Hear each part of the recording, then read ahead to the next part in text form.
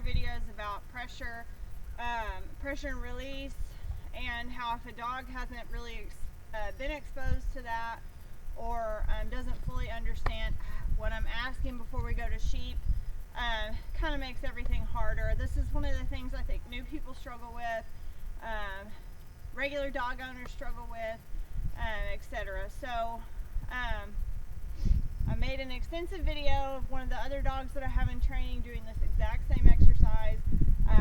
I do work with him a couple times a day on pressure and release, just in and out of the kennel, recalls, attention, and boundaries. So all of that can be done with pressure and release. I do introduce that off stock here. I don't have a solid sitter down on this dog. I have not tried to put one on this dog. I don't think he came with one. Wayne, here, sit, sit, sit. I didn't think he had one. Down, down. All right. I didn't think he had one, and based on that, he's telling me that he doesn't. He either doesn't fully have a sitter down, or he hasn't gotten it at all. I didn't expect him to sit on a leash because he has been shown. So most people who show their dog do not want them to sit on the leash. So I didn't. Quit it. Didn't expect it. Anyway, so I do other things. Again, my own dogs, I don't always have a sit or down on them either before I go to stock. And on some of my dogs, they never get a sit or down. It's just not something that I need. I use a standing stop on livestock. If they choose to sit or down, that's on them, but all I really need is for 4 feet to come to a stop and for them to pay attention to me. I can do all that without those commands, okay? So that's why I don't worry about it on my client dogs. If they have it, it's great. I can use that to reinforce what I'm trying to train. If they don't have it, it's fine. If the owner requests it, I can try to add that to what they're learning, but that's not something that I focus on specifically. So I don't do just obedience work. I do build on what the dog already has. But my main things for me, recall, on and off the leash. I do need to be able to get them stopped with pressure. But again, for me, that could be a stand, and I don't do it on command. I do it with pressure. I get the stop, I release the pressure. And then everything else I can teach using a stationary object. So putting him up on the bucket and expecting him to stay. In that case, I do not care if it's a sit down or a stand. It's whatever the dog is comfortable with, whatever they choose to do. My rules are you cannot get down until I call you, and you cannot vocalize while you're on your place. Okay, so those are the only 2 requirements I have, but I use this for what I call doing stupid things just because I said so. So again, I talked extensively in this on a video of another dog. So if you want to understand that more, or I don't say something to make it clear in this video, go back through my other videos. I have posted this before. Basically, in order to get the dog biddable and responsive to what we're asking and understanding commands and pressure and release, I ask them to do stupid stuff until they're absolutely bored with it. And then when they say, I don't want to do it anymore, this is stupid, then I say, that's okay, you don't have a choice, keep doing it. And use pressure and release to kind of reinforce that. Long line if I have to keep the dog from leaving the pressure, if that's a problem. And just to kind of show them that there's not a choice about being biddable here. If I ask you to do something, I'm going to reinforce it. And that is, in the case of my own dogs, that would be for the life of the dog. In the case of this dog or any dog that's here in training, that's during the entire time they're here training. Quit it. Entire time they're here training with me, so they don't get a choice about recall. They don't get a choice about loading up in the kennel. They don't get a choice about stopping if I need them to stop. Knock it off. Him mainly, I'm getting on to him a bit because this is just a pressure deal. He wants to kind of come into me to get what he wants, and then whenever I don't let him come into me, he tries to find something else to do. So he can just stand over there and be bored.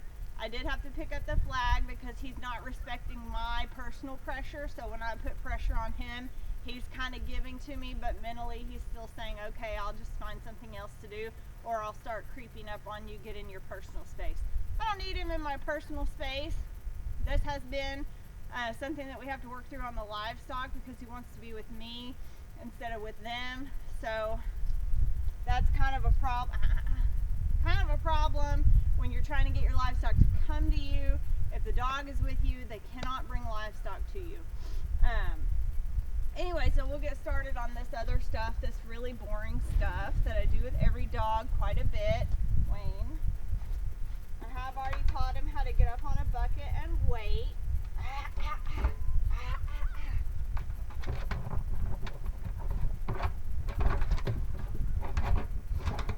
So when he gets down on his own choice, there's physical pressure. I usually start with a verbal pressure, which is my my no, hey, whatever it is.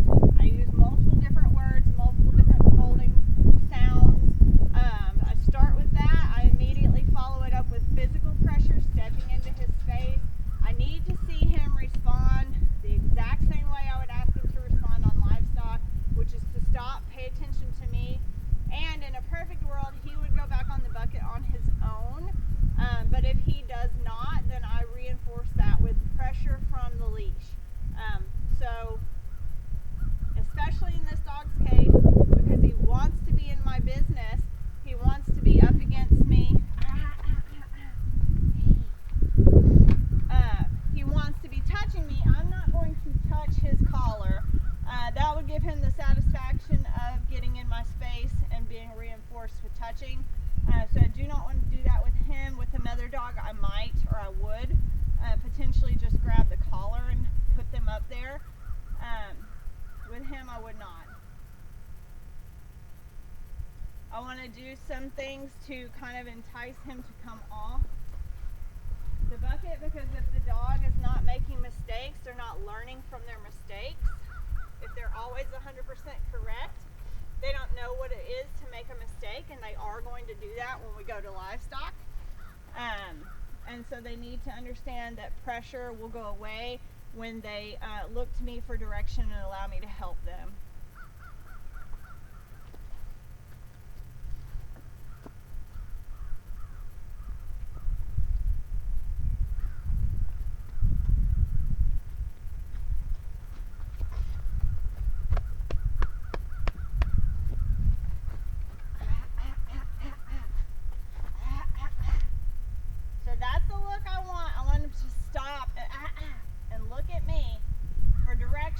Now, I do not want him to come to me.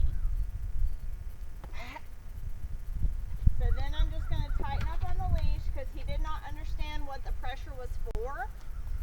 And then I'm going to make it uncomfortable for him to be down on the ground.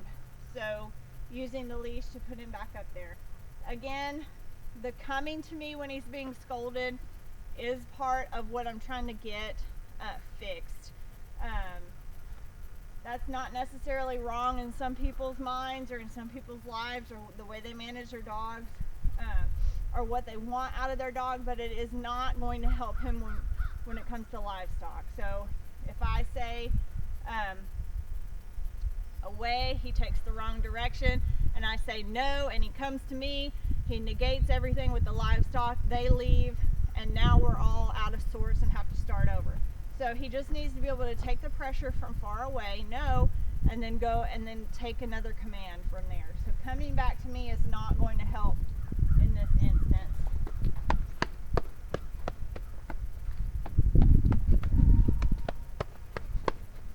And again, perfect response on his part, so he is starting to pick this up. But you see how he got down, I scolded him verbally and started to make my way to him. He thought about coming to me, so I scolded him some more. He looked me directly in the face, which is what I want, and then I kind of leaned towards him to kind of put some pressure on him to get back up on the bucket, and he did choose to do that. Good boy. Nice job. So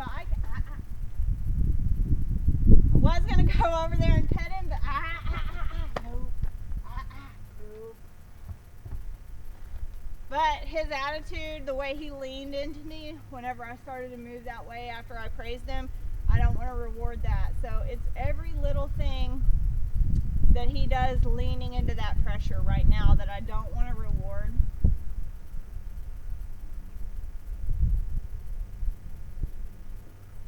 Good boy. Very good boy. So if I start to make my way to him, to pet him, I don't want to see him leaning forward on the bucket. I don't want to see him trying to push into my pressure or push into me. I just want to be able to come up to him and not pet him. Just good boy. Good boy. Nice job. Yeah.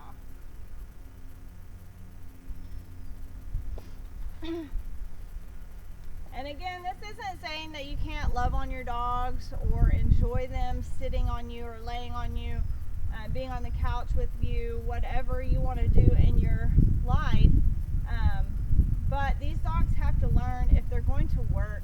There's a working relationship that you have and a home relationship that you have, and those two things are usually two different things. My dogs are allowed on the furniture in the house. They cuddle with us. I let them sit in my lap if they want to. They lean on us, get petted, whatever. But when it comes to work and we're out here working with livestock, I need them to defer to me, give to pressure, be biddable, be willing to change their mind. Because a lot of times they think they know what they're doing, and I'm really the one that knows where the livestock need to go. The dogs need to listen and be willing to take those commands and not have their feelings hurt about it. So I try to go through this with the dogs, all the dogs, my own dogs, training dogs, whatever. I just want them to be malleable and not getting their feelings hurt about pressure. Pressure is just a fact of hurting. It's something that they're going to run into, something they have to deal with.